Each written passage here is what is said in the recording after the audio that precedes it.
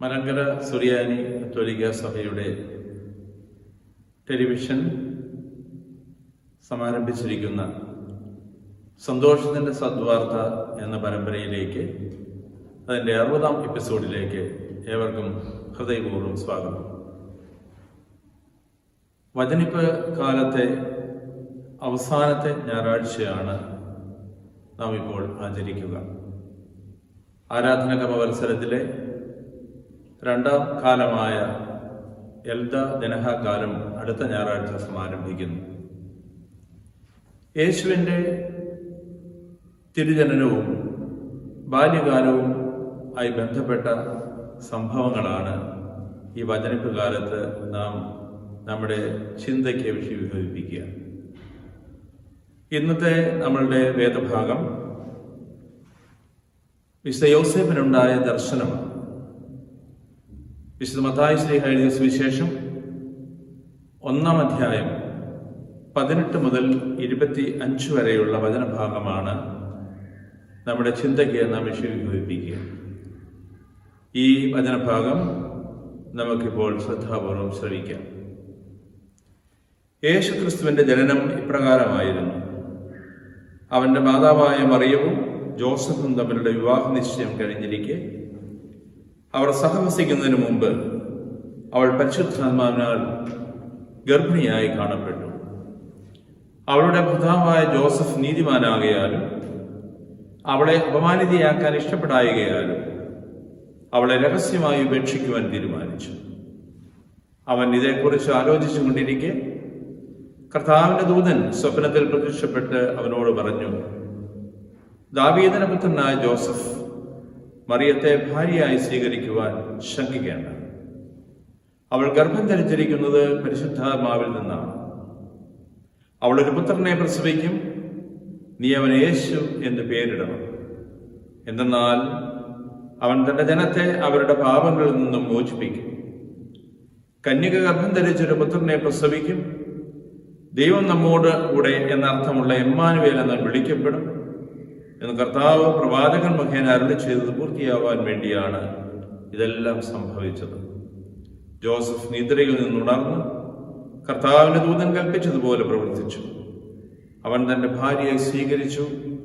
പുത്രനെ പ്രസവിക്കുന്നത് വരെ അവളെ അവൻ അറിഞ്ഞില്ല. അവൻ ശിശുവിന് യേശു എന്ന് പേരിട്ടു. ദൈവമേ, സ്തുതി നിനക്ക് യോഗ്യമാകുന്നു. ബാറയ്ക്കുന്നു. കർത്താവിനാൽ ഏറ്റവും അനുഗ്രഹീതരായ സഹോദരീ സഹോദരന്മാരെ, വിശുദ്ധ മത്തായി എഴുതിയ സുവിശേഷം 1-ാം അധ്യായം 18 മുതൽ 25 വരെയുള്ള വചനഭാഗം നാം വിശകലനം ചെയ്യുമ്പോൾ ഒരാമുഖം എന്ന രീതിയിൽ നാം മനസ്സിലാക്കേണ്ട ചില കാര്യങ്ങളിലേക്ക് നിങ്ങളുടെ ശ്രദ്ധയെ ഞാൻ ക്ഷണിക്കുകയാണ്. യേശുക്രിസ്തുവിന്റെ ജനനവും ബാല്യകാലവും പരാമർശിക്കുന്ന 2 സുവിശേഷകന്മാരാണുള്ളത്, വിശുദ്ധ മത്തായിയും വിശുദ്ധ ലൂക്കായും. വിശുദ്ധ മർക്കോസും വിശുദ്ധ യോഹന്നാനും യേശുവിന്റെ പരസ്യ ജീവിതകാലം സംഭവങ്ങളിലൂടെ തങ്ങളുടെ സുവിശേഷം ആരംഭിക്കുന്നു. ഇവിടെ വിശുദ്ധ ലൂക്ക വിവിധ സംഭവങ്ങളിലൂടെ യേശുവിന്റെ ജനനവും ബാല്യകാലവും അവതരിപ്പിക്കുമ്പോൾ, വിശുദ്ധ മത്തായി ശ്ലീഹ ഒരൊറ്റ സംഭവത്തിലൂടെ യേശുവിന്റെ ദൈവികമായ ജനനത്തെയും ബാല്യകാലത്തെയും അവതരിപ്പിക്കുകയാണ്. സുവിശേഷ വിരചിതമായ കാലഘട്ടം, അന്നത്തെ ജനങ്ങളുടെ ഇടയിൽ പ്രചരിച്ചിരുന്ന ചില കഥകളുടെ ചുവട് പിടിച്ചാണ് വിശുദ്ധ മത്തായി ഈ സംഭവം എഴുതി ചേർത്തിരിക്കുന്നത്. ദാവീദിന്റെ വംശത്തിൽ യേശു ജനിക്കുമെന്നുള്ള പ്രവചനം ഇവിടെ പൂർത്തിയാവുന്നതായിട്ട് കാണിക്കുവാൻ സുവിശേഷകൻ തത്രപ്പെടുന്നു. മത്തായി എഴുതിയ സുവിശേഷം 1-ാം അധ്യായം 20-ാം തിരുവചനത്തിൽ നാം വായിക്കുന്നു, ദാവീദിന്റെ പുത്രനായ ജോസഫ് എന്ന സംബോധന. യേശു ദാവീദിന്റെ ഗോത്രത്തിലാണ് ജനിക്കുന്നത് എന്നുള്ള പരാമർശം മത്തായിയുടെ സുവിശേഷത്തിന്റെ ആമുഖഭാഗത്ത് വംശാവലി വിവരണത്തിൽ പ്രത്യേകമായി എടുത്തു പറയും. എന്നാൽ ഇന്ന് നാം വായിച്ചു കേട്ട വേദഭാഗത്ത് യഹൂദ പാരമ്പര്യം ഇപ്രകാരമാണെങ്കിലും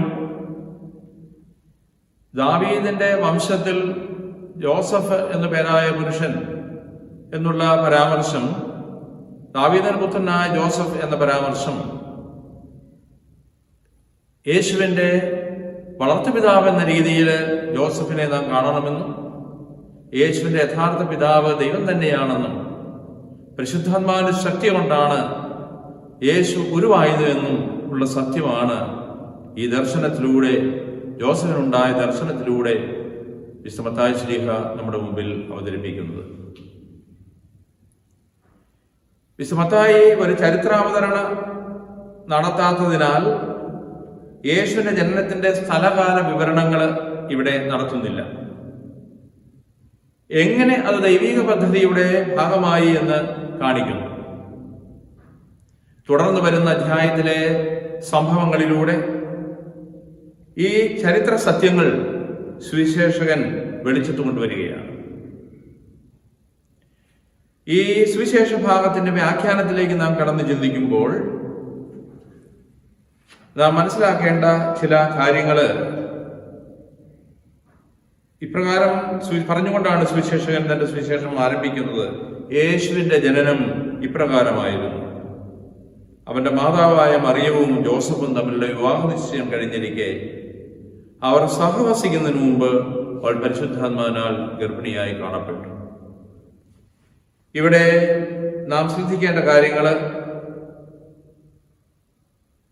മറിയവും ജോസഫും തമ്മിലുള്ള വിവാഹ നിശ്ചയം കഴിഞ്ഞിരുന്നു. അങ്ങനെയുള്ള ഒരു അവസ്ഥയിലാണ് അവർ ജീവിക്കുക. പക്ഷെ വിവാഹ ബന്ധത്തിന്റെ ശാരീരിക ബന്ധം അവർക്ക് ഉണ്ടായിരുന്നില്ല. വിവാഹ നിശ്ചയം നടത്തി ഒരു നിശ്ചിത കാലം കഴിഞ്ഞിട്ടാണ് യഹൂദ പാരമ്പര്യത്തിൽ ഒരു വിവാഹം നടന്ന് ഒരുമിച്ച് ജീവിക്കുക. അതുപോലെ തന്നെ ഇപ്രകാരമുള്ള ഒരു അവസ്ഥയിൽ മറിയം പരിശുദ്ധാത്മാവിനാൽ ഗർഭിണിയായി കാണപ്പെട്ടു. സുവിശേഷകൻ വിശ്വാസ സമൂഹത്തിന്റെ പക്ഷം ചേർന്നുകൊണ്ട് ദൈവാരൂപിയിലുള്ള ഗർഭധാരണത്തെ വിശ്വാസസത്യമായി അവതരിപ്പിക്കുകയാണ്. ഈ വിശ്വാസസത്യം തുടർന്നു വരുന്ന ഭാഗത്ത് ജോസഫിനുണ്ടായ ദർശനത്തിലൂടെ, സ്വപ്നത്തിലൂടെ ദൈവദൂതൻ വഴി ദൈവം ഉറപ്പിക്കുന്നു. ജോസഫിനെ സുവിശേഷകൻ അവതരിപ്പിക്കുന്ന രീതി ഇവിടെ ശ്രദ്ധേയമാണ്. ജോസഫിനെ കുറിച്ച് പറയുന്നത് ഇപ്രകാരമാണ്: അവളുടെ ഭർത്താവ്, മറിയത്തിന്റെ ഭർത്താവ് ജോസഫ് നീതിമാൻ ആകയാലും അവളെ അപമാനിതയാക്കാൻ ഇഷ്ടപ്പെടായകയാലും അവളെ രഹസ്യമായി ഉപേക്ഷിക്കുവാൻ തീരുമാനിച്ചു. 2-3 കാര്യങ്ങൾ പ്രത്യേകമായി ഇവിടെ ശ്രദ്ധേയമാണ്. അവളുടെ ഭർത്താവായ ജോസഫ് നീതിമാൻ ആകയാണ്. അതിന്റെ ഒരു പരിണിത ഫലമാണ്, പ്രായോഗികമായ ഒരു ഫലമാണ് അവളെ അപമാനിതയാക്കാൻ ഇഷ്ടപ്പെടായിക എന്നുള്ളത്. അത് അവന്റെ ഒരു പ്രത്യേക സ്വഭാവ രീതിയായി അവതരിപ്പിക്കുന്നു. അതുകൊണ്ട് അവളെ രഹസ്യമായി ഉപേക്ഷിക്കുവാൻ അവൻ തീരുമാനിച്ചു. 3 കാര്യങ്ങൾ. 1, അവൻ നീതിമാനാണ്. ദൈവത്തിന്റെ മുമ്പിൽ ദൈവവചനമനുസരിച്ച് നീതിമാൻ എന്ന് പറഞ്ഞാൽ ദൈവത്തിന് അർഹിക്കുന്നത് ദൈവത്തിന് കൊടുക്കുകയും മനുഷ്യർക്ക് അർഹിക്കുന്നത് മനുഷ്യർക്ക് കൊടുക്കുകയും ചെയ്യുന്ന വ്യക്തിയാണ് നീതിമാൻ. ഇവിടെ ദൈവത്തിന്റെ വചനത്തെ വിശ്വസിക്കുന്നവൻ, മനുഷ്യരെ മാനിക്കുന്നവൻ. അതുകൊണ്ട് തന്നെ അവളെ അപമാനിതയാക്കുവാൻ അവൻ ഒരിക്കലും ആഗ്രഹിക്കുന്നില്ല. ആധുനിക ലോകത്തിൽ, പ്രത്യേകിച്ചും സോഷ്യൽ മീഡിയയുടെ ഒരു കാലഘട്ടത്തിൽ നാം ജീവിക്കുമ്പോൾ അനുദിനം നാം കേട്ടുകൊണ്ടിരിക്കുന്നത് ഏതെല്ലാം രീതിയിൽ ഒരു മനുഷ്യനെ അപകീർത്തിപ്പെടുത്തുവാൻ സാധിക്കുമോ, അല്ലെങ്കിൽ ബ്ലാക്ക് മെയിൽ ചെയ്യുവാൻ സാധിക്കുമോ, അതിനുള്ള വഴികൾ തേടുന്ന ഒരു ആധുനിക സമൂഹത്തിൽ ഈ വചനഭാഗം വളരെ ശ്രദ്ധേയമാണ്. ജോസഫിന്റെ പ്രത്യേകത, നീതിമാൻ ആയതുകൊണ്ട് അവളെ അപമാനിതയാക്കുവാൻ ആഗ്രഹിക്കായതുകൊണ്ട് അവളെ രഹസ്യത്തിൽ ഉപേക്ഷിക്കുവാൻ തീരുമാനിച്ചു. അവൻ രഹസ്യത്തിൽ അവളെ ഉപേക്ഷിക്കാൻ തീരുമാനിക്കുന്നു എന്ന് പറയുമ്പോൾ അത് നീതിക്കെതിരല്ല. കാരണം അന്നത്തെ നിയമമനുസരിച്ച് മാനുഷികമായ കാഴ്ചപ്പാടിൽ അവൻ ഉചിതമായ ഒരു തീരുമാനമാണ് എടുക്കുക. തൻ്റേതല്ലാത്ത ഒരു കുഞ്ഞിന്റെ പിതൃത്വം അവൻ ഏറ്റെടുക്കുവാൻ ഇഷ്ടപ്പെടുന്നില്ല. മോശയുടെ നിയമം അനുസരിച്ച് പരസംഗത്തിന്റെ പേരിൽ ഒരു സ്ത്രീ ഉപേക്ഷിക്കപ്പെടാം. അവന്റെ അറിവോ സമ്മതമോ കൂടാതെ, അവന്റെ ബന്ധം കൂടാതെ ഗർഭിണിയായിരിക്കുന്ന മറിയത്തെ അവൻ സ്വീകരിക്കണമെന്നുള്ളത് മാനുഷികമായ കാഴ്ചപ്പാടിൽ ന്യായമല്ല. അതുകൊണ്ട് തന്നെ അവൻ അവളെ രഹസ്യത്തിൽ ഉപേക്ഷിക്കാൻ തീരുമാനിക്കുകയാണ്. പക്ഷേ അവന്റെ ഈ ചിന്തകളും തീരുമാനങ്ങളും ഒരിക്കലും വൈകാരികമായ ഒരു തലത്തിൽ അവൻ എടുക്കുന്നില്ല. സുവിശേഷൻ പറയുകയാണ്, അവൻ ഇതേക്കുറിച്ച് ആലോചിച്ചു കൊണ്ടിരിക്കെ കർത്താവിന്റെ ദൂതൻ സ്വപ്നത്തിൽ പ്രത്യക്ഷപ്പെട്ട് അവനോട് പറഞ്ഞു. യോസഫിനുണ്ടാകുന്ന ദർശനം അവൻ എടുക്കുന്ന തീരുമാനത്തെക്കുറിച്ച് അവൻ ചിന്തിച്ചു കൊണ്ടിരിക്കുന്ന ഒരു അവസരത്തിലാണ്. പലപ്പോഴും ഞാനും നിങ്ങളുമൊക്കെ തീരുമാനങ്ങൾ എടുക്കുമ്പോൾ കേവലം വൈകാരികമായ പിൻബലം കൊടുത്തുകൊണ്ട് അതിശീഘ്രം അത് നടപ്പിലാക്കുവാൻ ശ്രമിക്കുമ്പോൾ അതിനപവാദമായി നാം ജോസഫിനെ ഇവിടെ കാണുകയാണ്. ജോസഫിന്റെ മനസ്സിൽ ചിന്തിച്ച ഈ ചിന്ത, തന്റെ ഭാര്യയെ രഹസ്യത്തിൽ ഉപേക്ഷിക്കണം, അവൾ ഒരിക്കലും അപമാനം ഉണ്ടാകാൻ പാടില്ല, ഈ വളരെ സനാതനമായ ഈ ചിന്ത അവന്റെ മനസ്സിൽ, അവൻ അതിനെ കുറിച്ച് ആലോചിക്കുകയാണ്. അവൻ അതിനെക്കുറിച്ച് ആലോചിച്ചു കൊണ്ടിരിക്കെ ആണ് ദൈവത്തിന്റെ ദൂതൻ സ്വപ്നത്തിൽ അവന് പ്രത്യക്ഷപ്പെടുക. ജോസഫിന് 3 സ്വപ്നങ്ങളാണ് ഉണ്ടായിട്ടുള്ളത്. വിശുദ്ധ മത്തായി ശ്ലീഹായുടെ അവതരണത്തിൽ പുതിയ ഉടമ്പടിയിലെ ജോസഫ് ഒരു സ്വപ്നക്കാരനാണ്. 1, 2 അധ്യായങ്ങളിൽ 3 സ്വപ്നങ്ങൾ ജോസഫിനുണ്ടാകുന്നതായിട്ട് പറയുന്നു. ഒന്നാമത്തെ സ്വപ്നം ഇപ്പോൾ നാം വായിച്ചു കേട്ട വേദഭാഗത്ത്, മറിയത്തെ ഉപേക്ഷിക്കണമെന്ന് അവൻ ചിന്തിച്ചിരിക്കുമ്പോൾ അവനുണ്ടാകുന്ന ഒരു സ്വപ്നം. 2ാമത്തെ സ്വപ്നം, യേശുവിന്റെ ജനനത്തിന് ശേഷം ഹെരോദേസ് ആ കുഞ്ഞിനെ കൊല്ലണം എന്നുള്ള ആലോചന നടത്തുമ്പോൾ അവിടെ നിന്നും രക്ഷപ്പെട്ട് കുഞ്ഞിനെയും അമ്മയെയും കൊണ്ട് ഈജിപ്തിലേക്ക് പലായനം ചെയ്യുക എന്നുള്ള ദർശനം സ്വപ്നത്തിലൂടെ ജോസഫിന് ലഭ്യമാകും. 3ാമത്തേതാകട്ടെ, അവൻ ഈജിപ്തിൽ വസിക്കുമ്പോൾ ഹെരോദേസ് മരിച്ചു എന്നുള്ള വിവരവും കുഞ്ഞിനെ ഇനി കൊല്ലുവാൻ സാധ്യതയില്ല എന്നുള്ള വിവരവും സ്വപ്നത്തിലൂടെ അവനെ അറിയിച്ചുകൊണ്ട് ഇസ്രായേൽ ദേശത്തേക്ക് മടങ്ങി വരുവാൻ ദർശനത്തിലൂടെ ആഹ്വാനം ചെയ്യുന്ന ദൈവം. ഈ 3 സ്വപ്നങ്ങൾ മത്തായിയുടെ അവതരണത്തിൽ ജോസഫുമായിട്ട് ബന്ധപ്പെടുത്തി നാം കാണുന്നുണ്ട്. പഴയ ഉടമ്പടിയിലേക്ക് നാം കടന്ന് ചിന്തിക്കുമ്പോൾ ദൈവഹിതം അറിയുവാനുള്ള മാർഗമാണ് ദൈവികമായ ദർശനങ്ങളും സ്വപ്നങ്ങളും. അവിടെ നമ്മൾ മെസ്സേജ് ഡ്രീംസ് എന്ന പേരിൽ ഏതാനും സ്വപ്നങ്ങളെ കാണുന്നു. ഉൽപ്പത്തിയുടെ പുസ്തകം 20-ാം അധ്യായം 3-ാം തിരുവചനത്തിൽ അബിമലേക്ക് ഒരു സ്വപ്നം കാണുന്നതിനെ കുറിച്ച് പറയുന്നു. ഉൽപ്പത്തി പുസ്തകം തന്നെ 31-ാം അധ്യായം 24-ാം തിരുവചനത്തിൽ ലാബാനുണ്ടാവുന്ന സ്വപ്നത്തെ കുറിച്ച് പറയും. ഉൽപ്പത്തി പുസ്തകം 46-ാം അധ്യായം 2 മുതൽ 4 വരെയുള്ള വചനഭാഗത്ത് യാക്കോബിന്റെ ഒരു സ്വപ്നത്തെ കുറിച്ച് പറയും. ഈ 3 സ്വപ്നങ്ങളും ദൈവത്തിന്റെ വലിയ രക്ഷാകരമായ ചിന്തകള് സംവേദിക്കുന്ന നിമിഷങ്ങൾ. അതുകൊണ്ട് ഇതിനെ മെസ്സേജ് ഡ്രീംസ് എന്ന പേരിലാണ് ബൈബിൾ വ്യാഖ്യാതാക്കൾ കാണുക. കൂടാതെ ഗോത്രപിതാവായ ജോസഫ് ഒരു സ്വപ്നക്കാരൻ എന്ന പേരിലാണല്ലോ ഉൽപ്പത്തി പുസ്തകത്തിൽ നാം കണ്ടുമുട്ടുക. ഗോത്രപിതാവായ ജോസഫിന് 2 സ്വപ്നങ്ങൾ അവന്റെ പതനത്തിന് കാരണമായി ഭവിച്ചു. ഉൽപ്പത്തി പുസ്തകം 37-ാം അധ്യായം 5 മുതലുള്ള തിരുവചനവും 9 മുതലുള്ള തിരുവചനങ്ങളും 2 സ്വപ്നം ജോസഫിനുണ്ടാവുന്നതായിട്ട് പറയുക. നമുക്കറിയാം, കറ്റയെ കുറിച്ചുള്ള സ്വപ്നം, അതുപോലെ തന്നെ സൂര്യനും ചന്ദ്രനും നക്ഷത്രങ്ങളും അവനെ ചുറ്റുന്നതായിട്ടുള്ള ഒരു സ്വപ്നം. ഈ 2 സ്വപ്നങ്ങള് ഗോത്രപിതാവായ ജോസഫിന്റെ പതനത്തിന് കാരണമായി. അവന്റെ മേൽ സഹോദരങ്ങൾക്ക് അസൂയുണ്ടായി അവനെ പൊട്ടക്കിണറ്റിൽ തള്ളിയിടുന്നു. വ്യതിയാൻകാരായ കച്ചവടക്കാർക്ക് അവൻ വിൽക്കപ്പെടുന്നു. അവന്റെ പതനത്തിന് കാരണമായി. എന്നാൽ അങ്ങനെ ഒരു അവസ്ഥയിൽ അവൻ ജീവിക്കുമ്പോൾ 3 സ്വപ്നങ്ങൾ അവൻ വ്യാഖ്യാനിക്കുന്നത് വഴി അവന്റെ ഉയർച്ചയ്ക്ക് അത് കാരണമാകുന്നതായിട്ട് ബൈബിളിൽ നാം കാണും. ഉൽപ്പത്തി പുസ്തകം 40-ാം അധ്യായം 5 മുതലുള്ള തിരുവചനങ്ങളും 41-ാം അധ്യായം 1 മുതലുള്ള തിരുവചനങ്ങളും 3 സ്വപ്ന വ്യാഖ്യാനങ്ങൾ നടത്തുന്ന ജോസഫിനെ അവതരിപ്പിക്കുന്നു.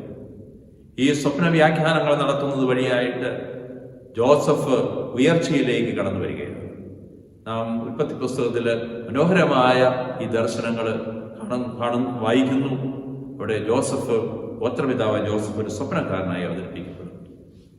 പഴയ ഉടമ്പടിയുടെ ഈ ചിന്തകള് അല്ലെങ്കിൽ ഈ സ്വപ്നക്കാരനായ ജോസഫ് എന്നുള്ള ആശയം പുതിയ ഉടമ്പടിയിലെ ജോസഫിന് 3 സ്വപ്നങ്ങൾ അവതരിപ്പിച്ചുകൊണ്ട് ആ പാരമ്പര്യത്തിൽ നിന്ന് വന്ന മത്തായി തന്റെ സുവിശേഷത്തില് ഇത് ചേർത്ത് വെച്ചോ, അവൻ സ്വാധീനിക്കപ്പെട്ടോ എന്നുള്ളത് പഠന വിഷയമാക്കേണ്ടതാണ്.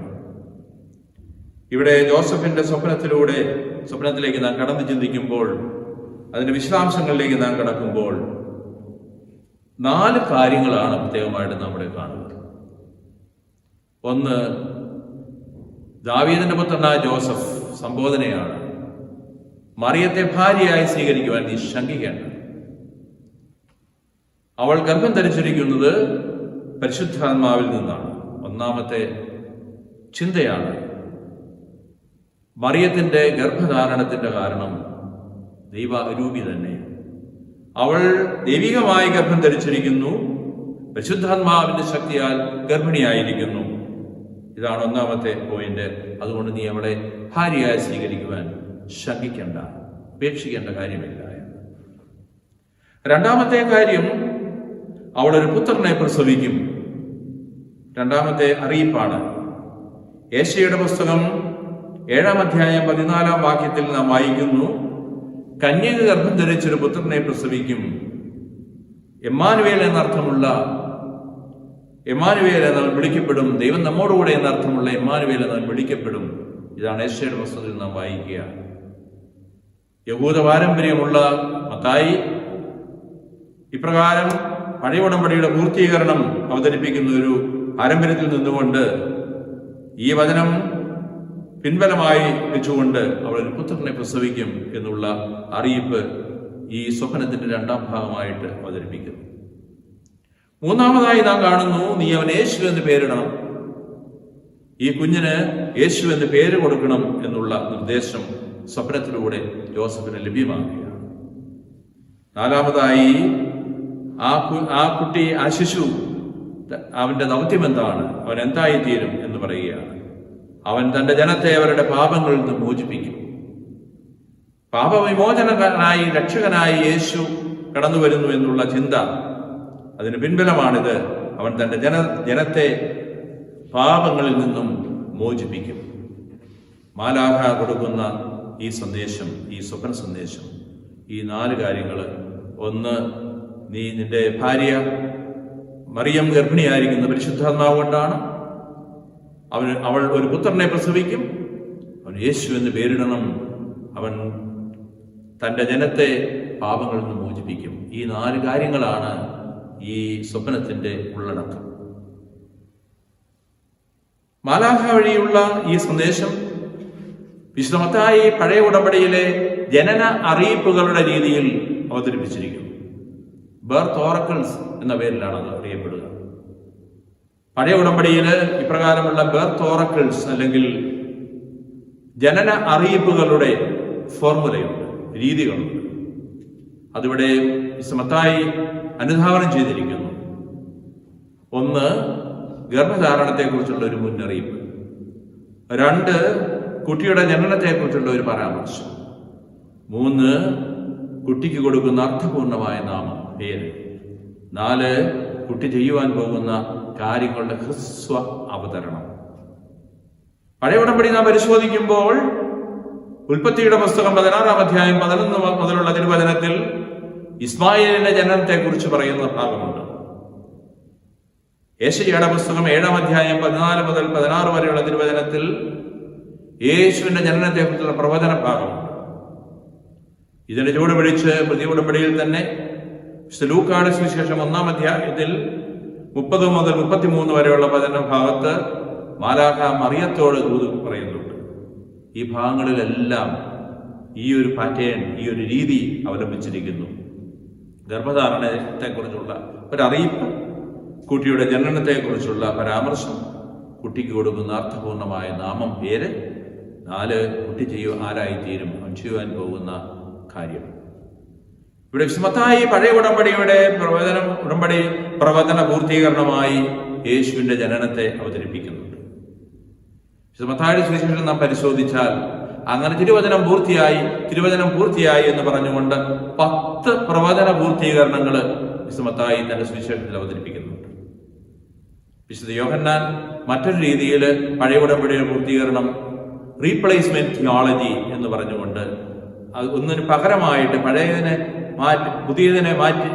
മാറ്റി പുതിയതിനെ അതിന്റെ സ്ഥാനത്ത് വയ്ക്കുന്ന ഒരു രീതി ഫുൾഫിൽമെന്റ് തിയോളജി അല്ലെങ്കിൽ റീപ്ലേസ്മെന്റ് തിയോളജി എന്നാണ് അതിനെ വിളിക്കുക. വിശുദ്ധ യോഹന്നാനും മത്തായിയും ഇപ്രകാരം ഒരു രീതി അവലംബിക്കുമ്പോൾ മത്തായിയുടെ സുവിശേഷത്തിൽ ഈ പ്രവചന പൂർത്തീകരണമായിട്ട് ഇവിടെ അവതരിപ്പിക്കുന്നു. അതുകൊണ്ടാണ് ഇവിടെ പറയുക, കന്യക ഗർഭം ധരിച്ചൊരു പുത്രനെ പ്രസവിക്കും, ദൈവം നമ്മോടുകൂടെ എന്നർത്ഥമുള്ള ഇമ്മാനുവേൽ എന്ന് വിളിക്കപ്പെടും എന്ന് പ്രവാചകൻ മുഖേന അരുളി ചെയ്ത് പൂർത്തിയാവാൻ വേണ്ടിയാണ് ഇതെല്ലാം സംഭവിച്ചത് എന്നുള്ള പരാമർശം. അങ്ങനെ പഴയ ഉടമ്പടിയുടെ പ്രവചനങ്ങളുടെ പൂർത്തീകരണമായി യേശുവിന്റെ തിരുജനനത്തെ മത്തായി ശ്ലീഹ ഈ ദർശന പശ്ചാത്തലത്തിൽ, ഈ സ്വപ്ന പശ്ചാത്തലത്തിൽ അവതരിപ്പിക്കുകയാണ്.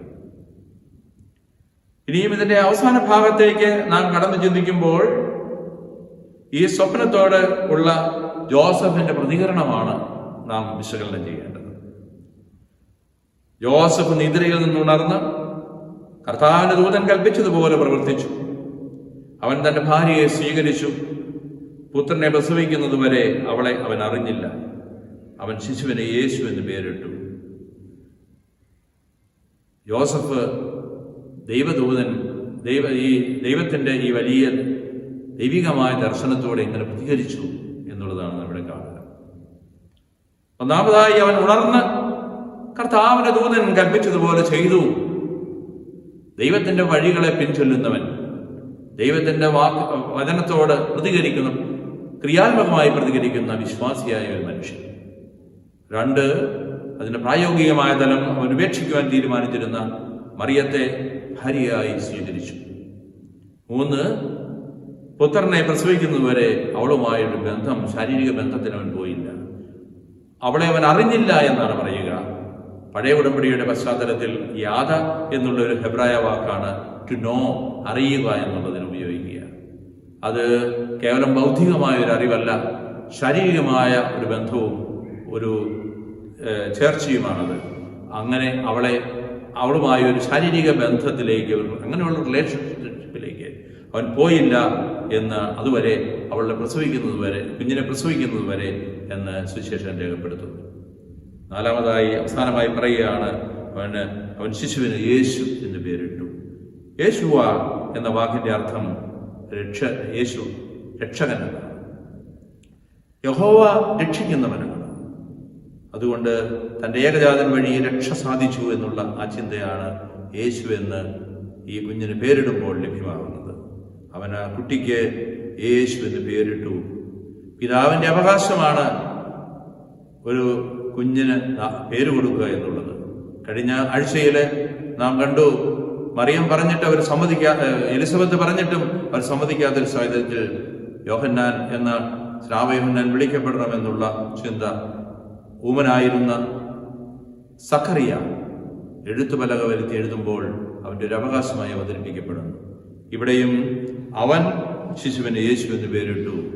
ജോസഫാണ് യേശു എന്ന് പേരിട്ടതെന്ന് പറഞ്ഞുകൊണ്ടാണ് ഈ സുവിശേഷ ഭാഗം അവസാനിക്കുക. സ്നേഹമുള്ളവരെ, ഈ വേദഭാഗത്തെ നാം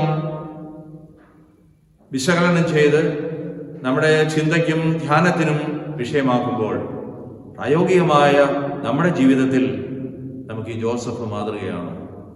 യേശു പിതാവിന്റെ വർഷം ഇവിടെ ഔദ്യോഗികമായിട്ട് സഭ ആചരിച്ച് ഒരു വർഷം എന്ന രീതിയിൽ സമാപിപ്പിക്കുമ്പോൾ ഈ യോസേപ്പ് പിതാവ് നമുക്ക് അനുകരണീയനാണ്. അവിടുത്തെ ജീവിതത്തിൽ കാണുന്ന ഈ ദർശനം, ആ ദർശനത്തോട് അവൻ പ്രതികരിച്ചത് നമുക്കൊക്കെ മാതൃകയാണ്. ദൈവിക പദ്ധതി വിശ്വസിക്കുന്ന ഒരു വ്യക്തിയാണ് ജോസഫ്. അതിന് കാതോർക്കുന്ന ഒരു വ്യക്തിയാണ്. അതിനെക്കുറിച്ച് ചിന്തിച്ച് താനെടുക്കുന്ന തീരുമാനങ്ങളുടെ സാധുതയെക്കുറിച്ചും ദൈവികമായ പിൻബലത്തെക്കുറിച്ചും ധ്യാനിക്കുന്ന, ചിന്തിക്കുന്ന ഒരു വ്യക്തിയായിട്ട് മത്തായി ഇവിടെ ജോസഫിനെ അവതരിപ്പിച്ചിരിക്കുന്നു. അതുപോലെ തന്നെ അവൻ നീതിമാനാണ്, അവൻ ആരെയും അപമാനിക്കാത്തവനാണ്. ഇതൊക്കെ നമ്മുടെയൊക്കെ പ്രായോഗിക ജീവിതത്തിൽ നമുക്ക് അനുകരണീയമായ മാതൃകളായി യോസേപ്പ് പിതാവിൽ നമുക്ക് സ്വീകരിക്കാൻ പറ്റും.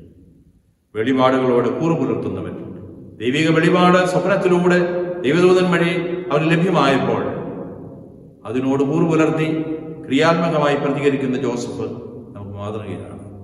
ദൈവത്തിൻ്റെ തിരുവചനവും പല രീതിയിൽ തിരുവചനത്തിലൂടെ നമ്മൾ അറിയും. സഭാപിതാക്കന്മാരിലൂടെ നാം അറിയും, നമ്മുടെ മാതാപിതാക്കന്മാരിലൂടെ നാം അറിയും, നമ്മുടെ മനസ്സാക്ഷിയിലൂടെ നാം അറിയും. ഈ അവസരത്തിലെല്ലാം അതിനോട് ക്രിയാത്മകമായി പ്രതികരിക്കുന്ന ജോസഫ് നമുക്ക് മാതൃകയാണ്. നമ്മുടെ വ്യക്തിപരമായ ജീവിതത്തിൽ ദൈവിക പദ്ധതിയോട് ചേർന്ന് നിൽക്കുന്നതിനും അതിന് കാതോർക്കുന്നതിനും സ്വീകരിക്കുന്നതിനും ക്രിയാത്മകമായി അതിനോട് പ്രതികരിച്ചുകൊണ്ട് രക്ഷാകര സംഭവത്തിൽ പങ്കുചേരുന്ന ആ യോസേപ്പിനെ പോലെ നമുക്ക് നമ്മുടെ ജീവിതത്തിൽ, ആത്മീയ ജീവിതത്തിൽ ഈ വഴികളെ പിൻചൊല്ലാം. ദൈവം നമ്മെ അനുഗ്രഹിക്കട്ടെ. നമുക്ക് ദൈവികമായ ഈ വലിയ ഈ വേദഭാഗം ഈ പ്രചോദനം നൽകി നമ്മെ ആധ്യാത്മിക ജീവിതത്തിൽ കരുപിടിപ്പിക്കട്ടെ എന്ന് ആശംസിക്കുന്നു. എല്ലാവർക്കും നമുക്ക് ഈ വചനത്തിൻ്റെ വലിയ ചിന്തയിലേക്ക് ഉള്ള ആഹ്വാനമായി ഇതിനെ സ്വീകരിക്കാം. ദൈവം നമ്മെ അനുഗ്രഹിക്കട്ടെ. പിതാവിൻ്റെയും പുത്രൻ്റെയും പരിശുദ്ധന്മാരുടെയും നാമത്തിൽ.